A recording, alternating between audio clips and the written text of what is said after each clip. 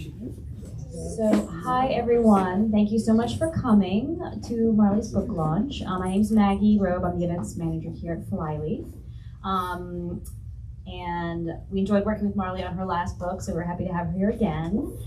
Thanks for coming and supporting your local independent. Purchasing the books through us make events like this possible. So thank you so much for valuing local jobs and local stores, because without your support, we can't have programs like this. So it means a lot to us. So thank you for supporting us.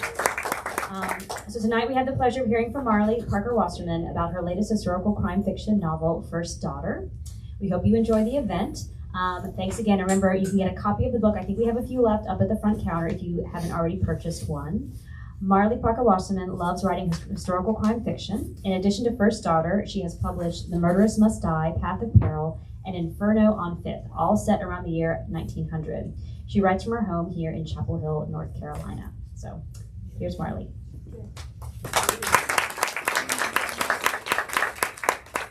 Thank you so much, Maggie, and I want to thank Flyleaf for hosting this event.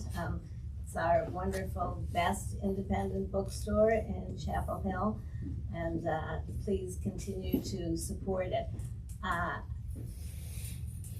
Welcome everyone. Thank you so much for coming. And you can't hear me, is that right? Okay. Let me see if I can do this a little better. How about now? Okay. Please feel free to get up and get more food as I speak. It won't bother me in the least. And let's get started. So let me tell you what my plan is. First, I'm going to tell you just a little bit about my book. I know some of you have read it, some of you haven't. I hope all of you will eventually.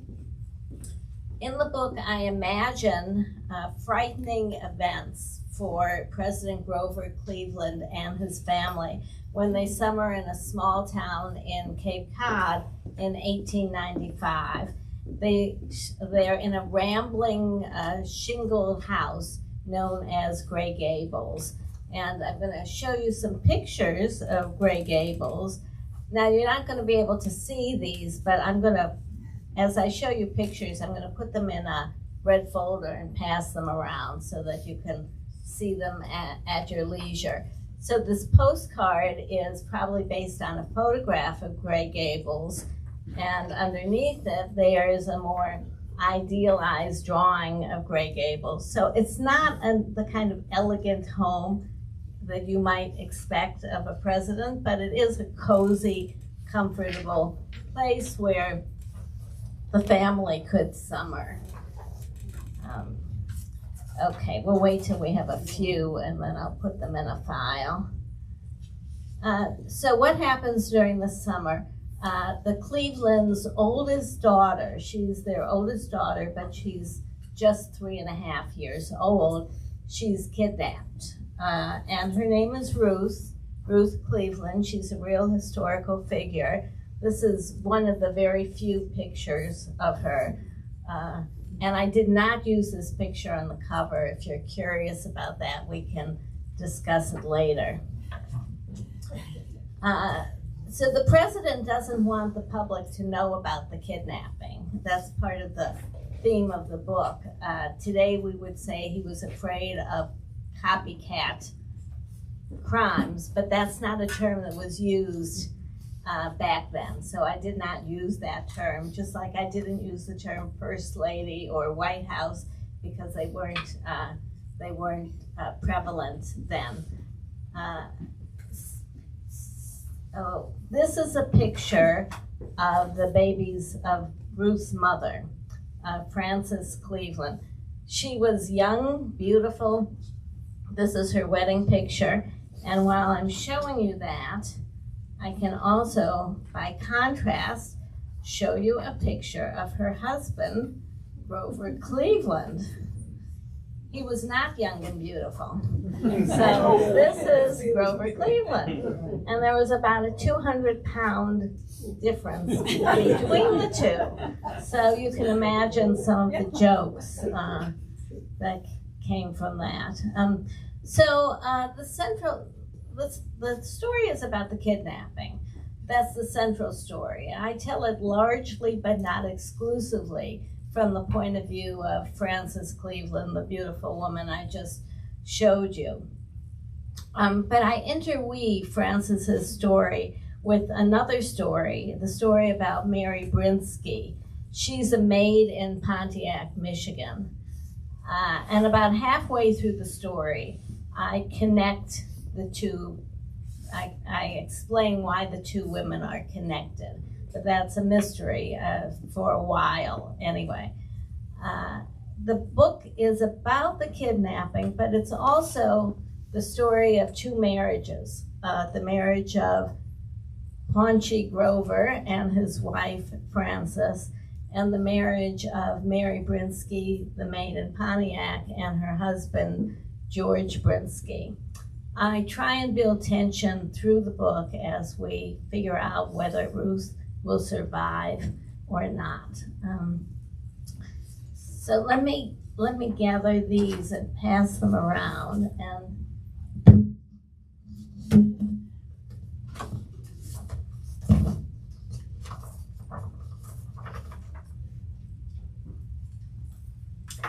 then I will do two very quick readings from the book.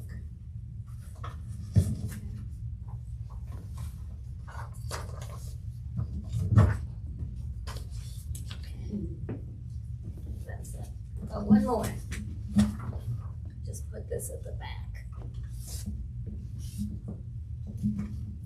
Okay, so let's start with a section I'm going to read from chapter 12. This is about Frances. And in this section, I give some background to her life and start with the theme of secrets. She had known Grover Cleveland forever. He'd been her father's law partner in Buffalo. Her father was the rainmaker, hobnobbing with men of means. Grover was the workhorse, attending to the business of the firm. Everything changed 2 days after Frances's 11th birthday, when her father died in a carriage accident. Grover grew increasingly dominant in her life, advising her mother on schooling and finances. She called him Uncle Cleve. Frances relied on Grover, respected him, loved him, and at age 21 accepted his marriage proposal. By then, he was running for president. The public dwelled on the dumbfounding 27-year age gap between Grover and Frances, 27 years. For a year, the couple kept their engagement secret, denying rumors. Frances withstood questioning from the press, never revealing the truth. She further honed her skills at secrecy in the summer of 1893. Grover felt a mass in the roof of his mouth, the side where he chewed cigars. After a biopsy confirmed cancer, surgeons secretly operated on Grover on a yacht out of sight in Long Island Sound. They removed part of the president's upper jaw and soft palate. A dentist fitted him with an excellent rubber jaw. The public noticed no change in his speech or appearance. Recovering at Grey Gables, Grover disappeared for a month. Frances and the doctors maintained a cover-up. They never got their stories straight. The president went on a long fishing trip, they said. He was under the weather, they said. He had ulcerated teeth extracted. He had a toothache. He had malaria. He had an attack of rheumatism. He would soon be fine. Reporters didn't pay attention to the inconsistent tales or chose to ignore them. The staff at Grey Gables, if they suspected anything, they stayed mum. Frances joined the liars, attesting to her husband's health, while keeping mum about the cancer, arranging her features to look unconcerned and anticipating the birth of her second child. Frances feared Grover might not survive. The secret of his operation 2 summers ago was the hardest to agree to and to keep until now. Okay. Now, one more section I'll read from. Here I skip to the middle of the book, and Francis and Grover are meeting in his office in Grey Gables. He has offices everywhere. He reveals a memory that I'm not going to mention. It would be a spoiler. And that memory sends him into a state of depression. Here I try to show the complexity of the Cleveland's marriage, and also another one of my themes, which is the continuing legacy of the Civil War. Francis is listening, and Grover is talking in this section. I didn't want to be reminded of the war that I didn't fight. I'm not as insensitive as my enemies think. My shame doesn't diminish, it grows. The others, all the presidents since '69, they all fought. Grant, well, no need to go over his service. Hayes led a charge and was shot through the arm. Garfield commanded men in Middle Creek. Arthur was quartermaster general for New York. Harrison led a brigade. Me? He poked his finger to his chest, let it rest there. I was assistant DA of Erie County, stationed at a desk. He stopped, letting silence mix with his cigar smoke. He yanked on his mustache again and resumed his rant. I act cocky, but you know I'm not. William Jennings Bryan might beat me for the nomination if I tried to run for a third term. Frank, I won 2 elections because people thought I was a man of courage, that I'd stand up to corruption. Yes, I can stand up to powerful men who think only about enriching themselves, but I can't take care of my own soul. I'm weak. I'm afraid. I don't want to remind myself or the public of my sins. Was this her confident husband, the man some called gruff and insensitive? She knew others saw him that way, and she often did as well, at least lately. But at this moment, she clung to his gentler side. After all, he just commuted the death sentence of a Choctaw Indian. Had the kidnapping unnerved Grover more than she realized? She'd never heard him reveal so much. Her breath halted, her mind reeled. For the first time in her life, Frances saw tears spill from Grover's eyes toward their resting place on his mustache. She smothered the urge to hug him, to say she understood. And she smothered the urge to slap him, to say how dare he keep his memories to himself. Okay. So now let's switch from what you can actually read in the book to some of the issues that I dealt with as I wrote. And these, I think, are of interest to anyone who reads fiction or historical fiction. So the first set of issues deals with the plot. And there are 2 questions I'm asked all the time. The first is, how did you get the idea for the plot? So I need to emphasize that I did not grow up thinking, oh, I really want to write a book about Grover Cleveland. I mean, I didn't even know who, I guess I knew he was president, but I couldn't have identified when. I certainly didn't know what he accomplished or failed to accomplish. He wasn't exactly one of the charismatic presidents that people are always talking about. So what happened is, as always, for me and for many other authors, one book leads to another. That you're thinking, your research on one book. So when I wrote my book about Panama, I had to research assassination attempts against presidents. And there are so many. There's a whole book called Plotting to Kill the President. This book is probably going to get thicker in revised editions. So I spent a lot of time with the chapter on Roosevelt, which is what concerned me at the time, but I also, skimmed forward and read the chapter about Cleveland. What shocked me and led to the book we're talking about today is this sentence. The protection arrangements that's at the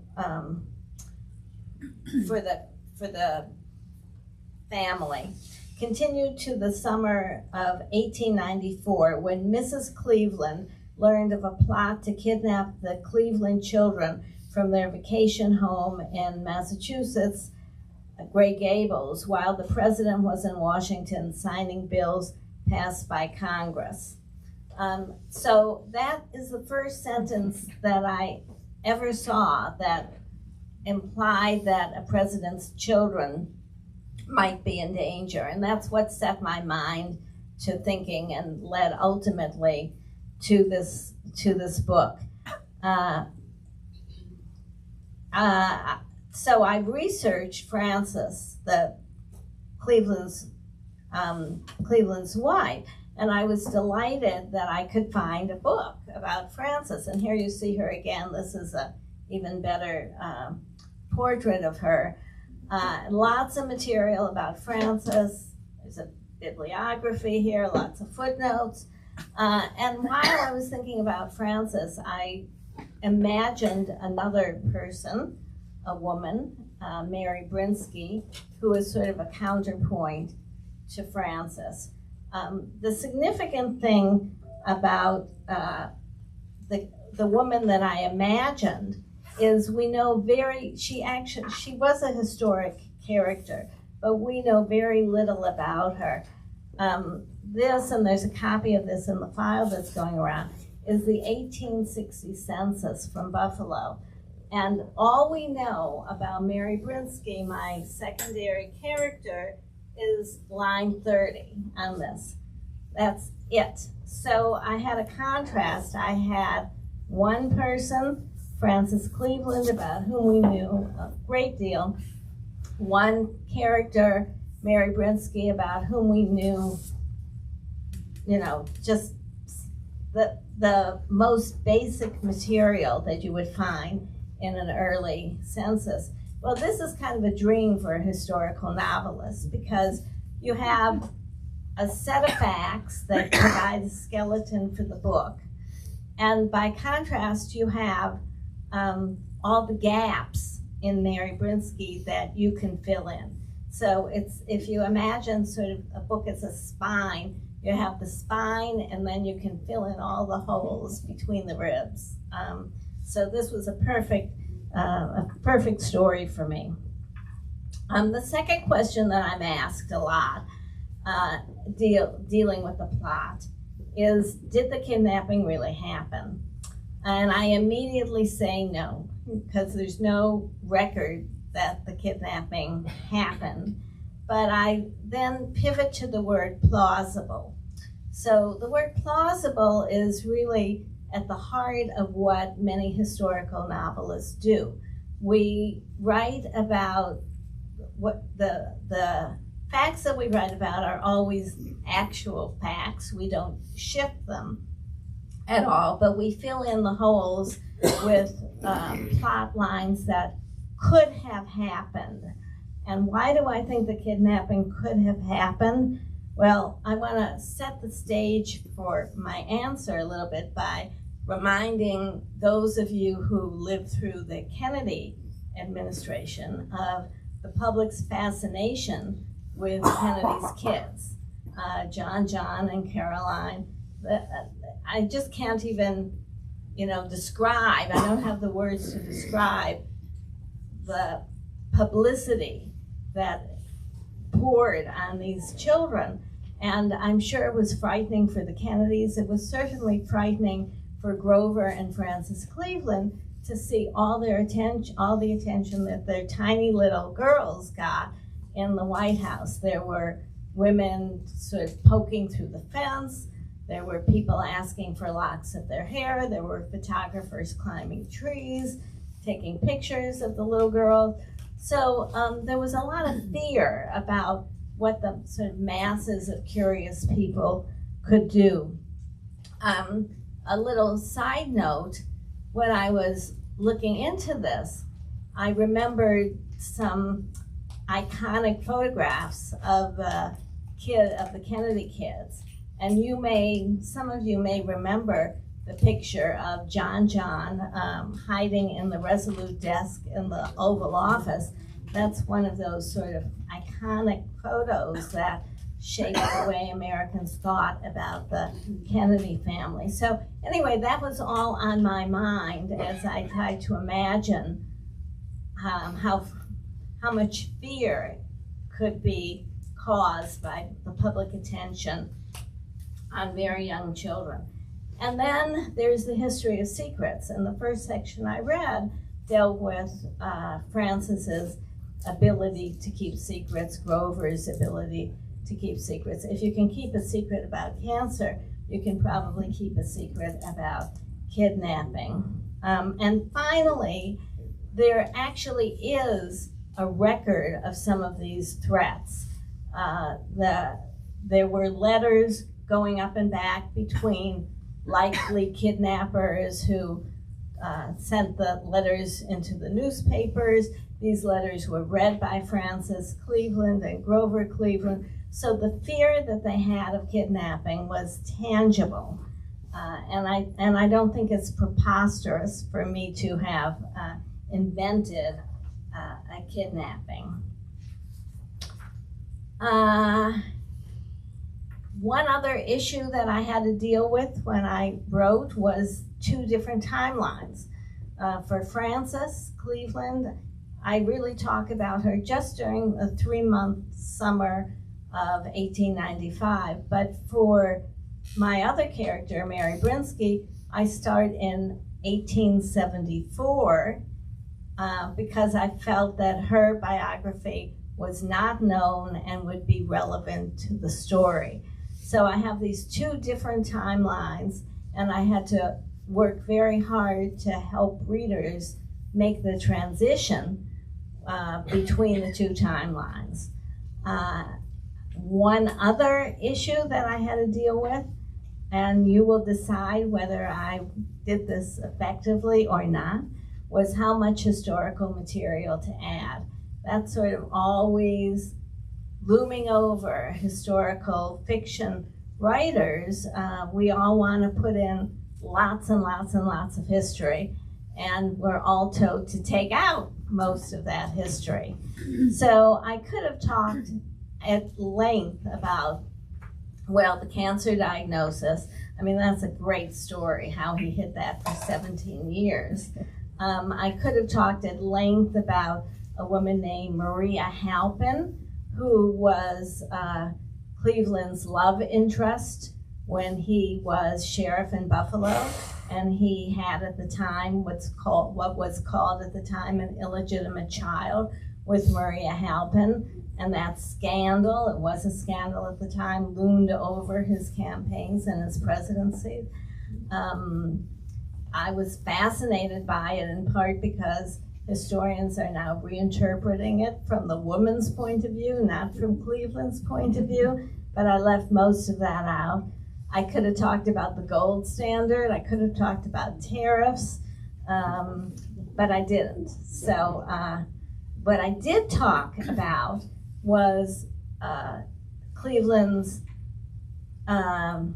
struggle to decide whether to commute 3 different death sentences that summer. And my publisher actually wanted me to reduce those sections, thought there was too much history. And I fought them on that, and I kept those commutations in the story. And the final issue that I had to deal with was the setting.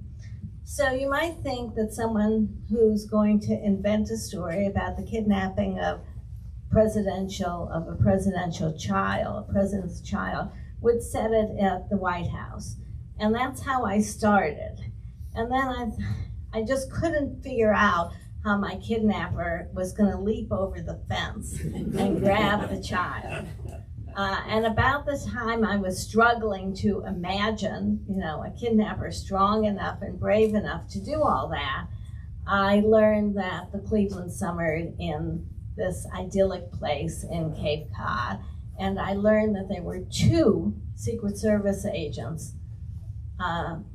patrolling that house, in contrast to 30 or 40 at the White House. So I switched the setting to Cape Cod. I'm often asked, Marlie, did you go there? Did you go to this town called Bourne? And I'm always a little defensive about it because I did not go. And the way I explain this is that somewhere along the way during my research, I realized that a gilded aged gentleman, the name you might recognize, named August Belmont, created a commission to build the Cape Cod Canal about 10 years after the Clevelands left that area. So there's now a canal that cuts off Cape Cod from the mainland. It went through, almost through the Cleveland property, changing the topography of the whole place. So even if I had gone, I wouldn't have been able to walk the walk that the Clevelands walked.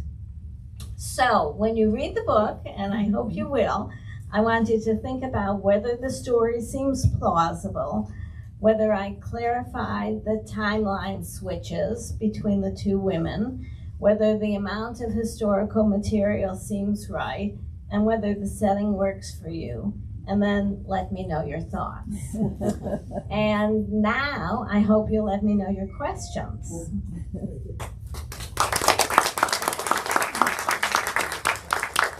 We need some questions. Carol. Did you have any surprises in this? Yes, I had a lot of surprises. So I'll tell you what one of them was. We take for granted today that the Secret Service protects not just the president, but the president's family. That was not always the case. Congress was not real happy with spending money to patrol children. And the reason it happened is Frances Cleveland. Before Frances Cleveland, there was no protection of presidents' children or larger families. She learned from people in the town of Bourne and Cape Cod that there were strangers on their property, and she went directly. She did not go through her husband because she knew he would say, don't bother, because I'll look bad if you make a stink about it. But she kind of leapt over him, went directly to the Secret Service and demanded that they send agents to Cape Cod. So that whole story of how presidential protection of families started was a complete surprise to me. What else? I think I was surprised to realize what my husband, a historian, knows, and that is that presidents back then did not have the same big staffs that they have now. Even FDR apparently did not have a very large staff. Cleveland had with him a private secretary, and that was it. So there just wasn't this, East Wing, West Wing, this whole bureaucracy that we taxpayers pay for. There was a cabinet, and every once in a while a cabinet member would take the boat to Cape Cod and visit with Cleveland over the summer. But for the most part, the executive branch was a one-guy deal, and that was a surprise. Dawn. The threatening letters that you say were received with regard to the family, who were they from? I mean, was one of them from Mary Brzezinski? No. Okay. The threatening letters were from people who were probably kooks or quacks, and they lived in Topeka, Kansas, and Minnesota, strange places. And they wrote to each other and they said they were going to kidnap Grover, they were going to kidnap his children, they were going to demand $20,000 in ransom, and these letters were found by reporters and printed in the newspapers. Now, it's easy to say they were kooks, quacks, whatever that word is. But if you're the mother of these children, even if there's 1% that these threats are serious, you're going to be pretty upset about it. Virginia. What did Grover and Francis do after the White House? He ultimately did not run. Correct. My memory. And how long did he live? So he lived for, I think, about 15 more years. They moved to Princeton, and the house that they live in Princeton is still standing. He died of, I forget, I'm going to say, not cancer, so that whatever was in the roof of his mouth never, metastasized. He died, and she remarried a guy who was not very swift.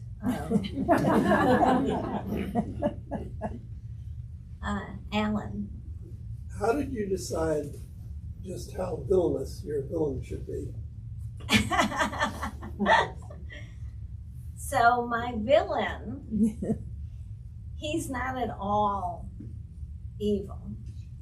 And that's sort of one of my themes in life, that people don't wake up in the morning deciding they're going to be evil. It was very important to me to make it clear that my villain had reasons for doing what he wanted to do, and to give my villain some humanity, because I just think that's the way the world works.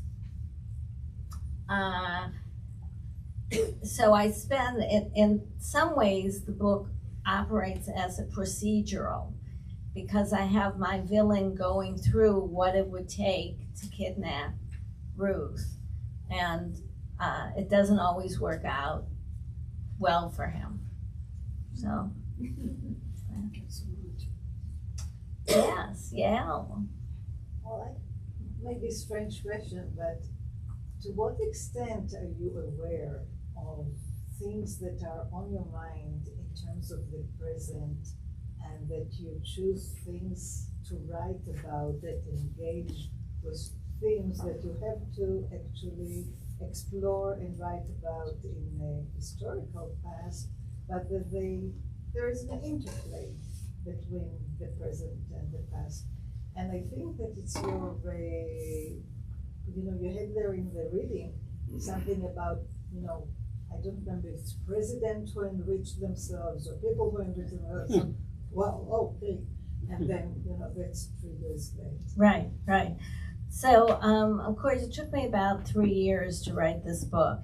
And over that time, I'm listening to the news like everyone else.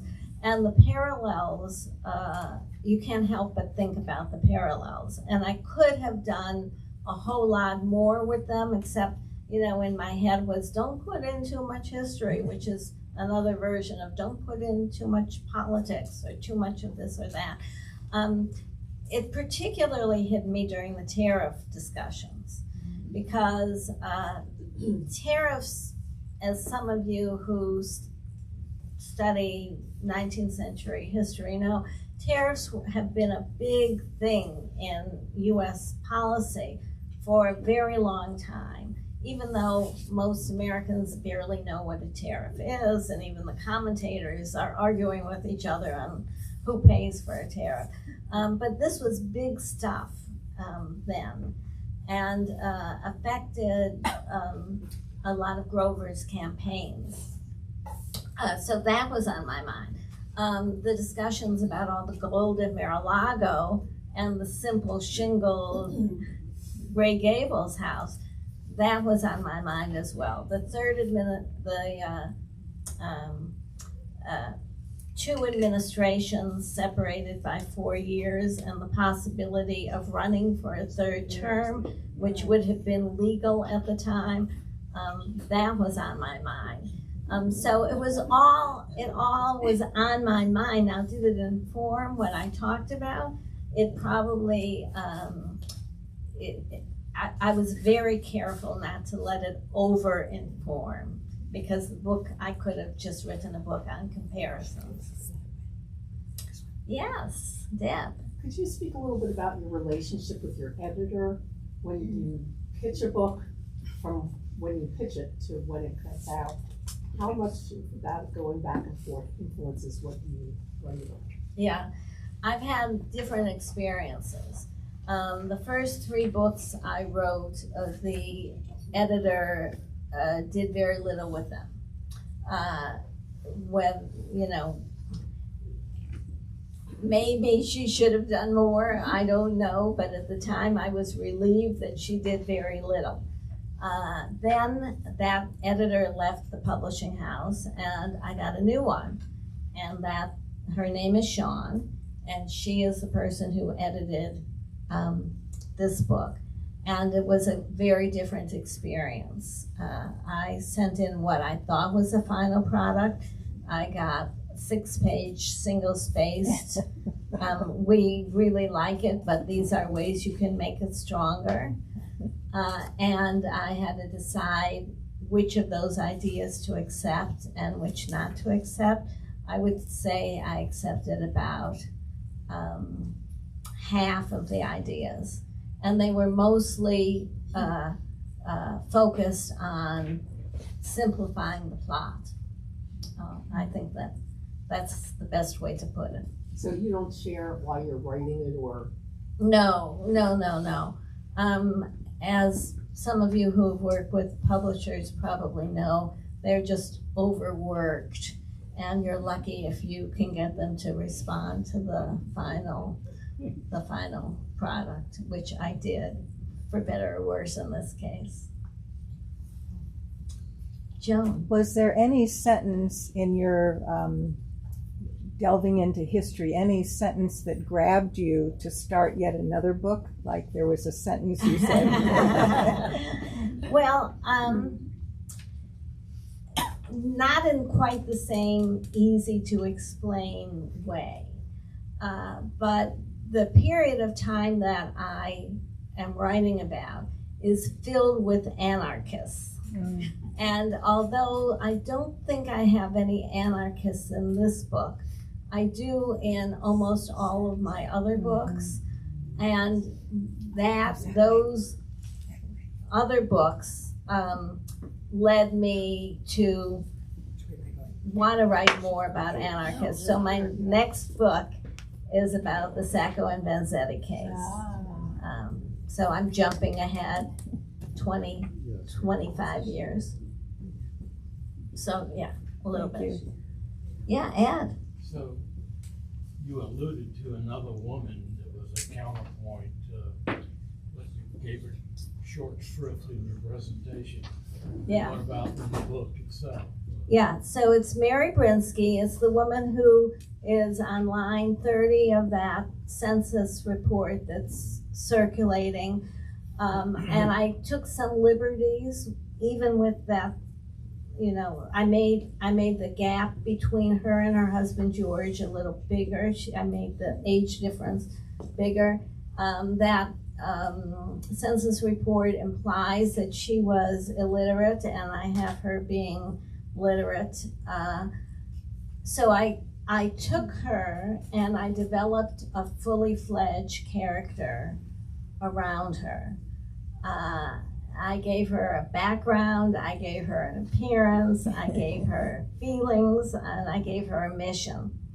And that was a lot of fun, especially since I was stuck with Frances just the way she was. I couldn't do much with Frances. But yes, so Mary Brinsky, I don't want to say too much more about her without kind of spoiling the mystery, but she was I tried to make her almost as important in the book as Frances.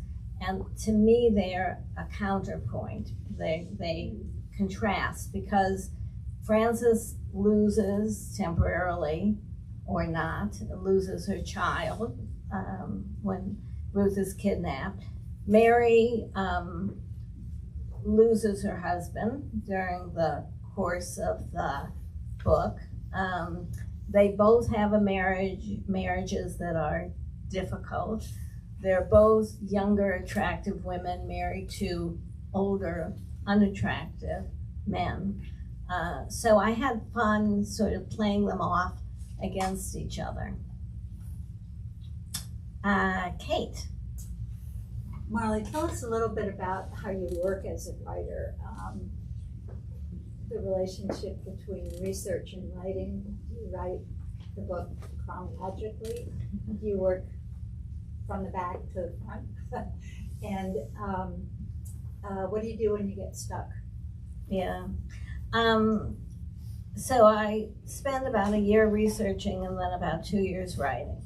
But that simplifies a much more complex process, because when you research, you're not always sure exactly what nuggets you're going to need later. So even during the writing process, you're doing a lot of research. My process, can I dignify it by calling it a process, is that I'm what's known as a pantser. Some of you will understand that there are two ways novelists write. They either they either plot, outline, or they write by the seat of their pants.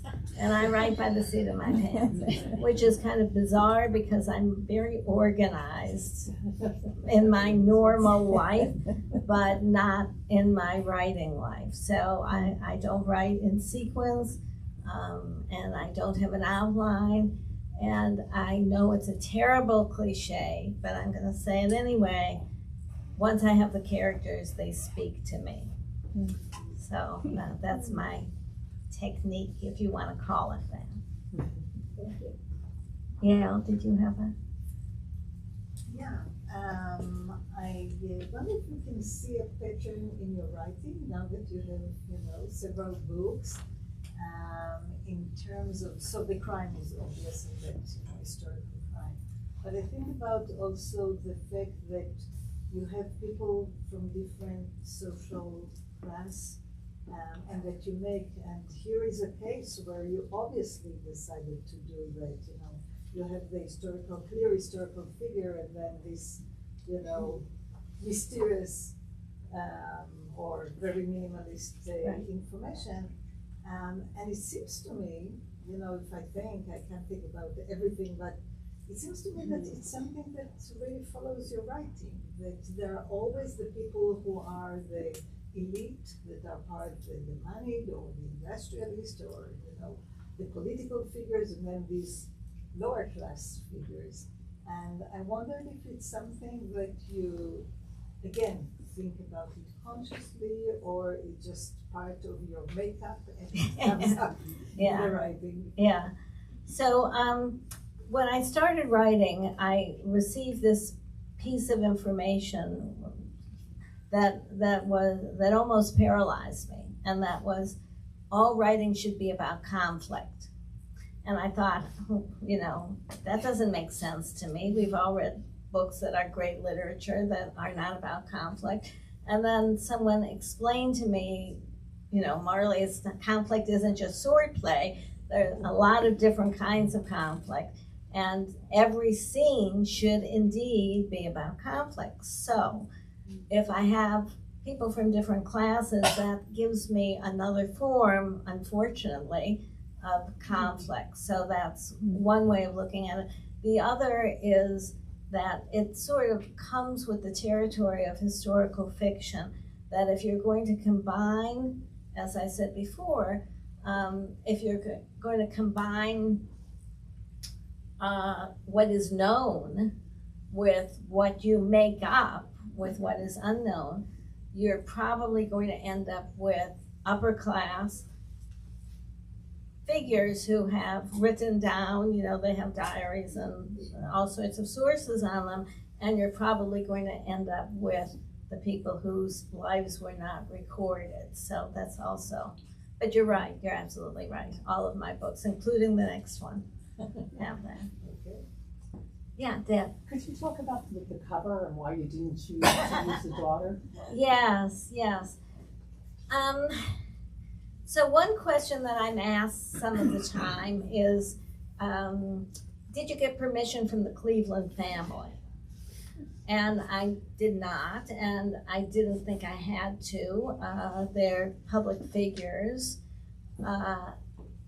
But even once, that's the legal aspect, but there's the ethical aspect, that you're still writing about a real person. I don't want to give too much away here, but I needed to be very sensitive to Ruth Cleveland. And I did send a draft of the book to the director of the Bourne, that's the town where this took place, the Bourne Historical Society, and I asked her to go through the book and look for any errors or anything else she wanted to comment on. And what I got back was not what I expected. She said very little about the questions I had asked, you know, would it take 15 minutes to walk from A to B, and was this store really there? But what she did say is that Ruth Cleveland was beloved in the town. And between that comment and my awareness that Cleveland still exists, I decided to just sort of protect Ruth's privacy. And that's why I did not use that picture. Yes. What are your background, interests, education, influences that led you to become a writer?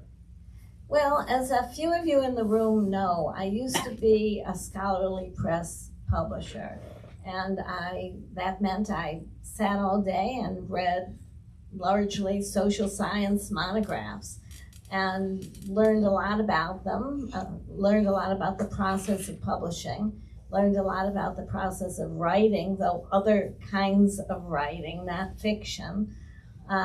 Learned a lot about research. My husband's a historian. I saw him research. So I was always interested in that. But I have an MA in English literature, and I always thought, gee, you know, like everyone wants to own a restaurant, right? Everyone wants to write a novel too. And I actually did it. Any other questions? Well, thank you so much for coming. You are a terrific audience. I hope those of you who haven't read the book will enjoy it. I hope that you will continue to support Flyleaf. As I said, it's my favorite independent and a great store. So thank you again.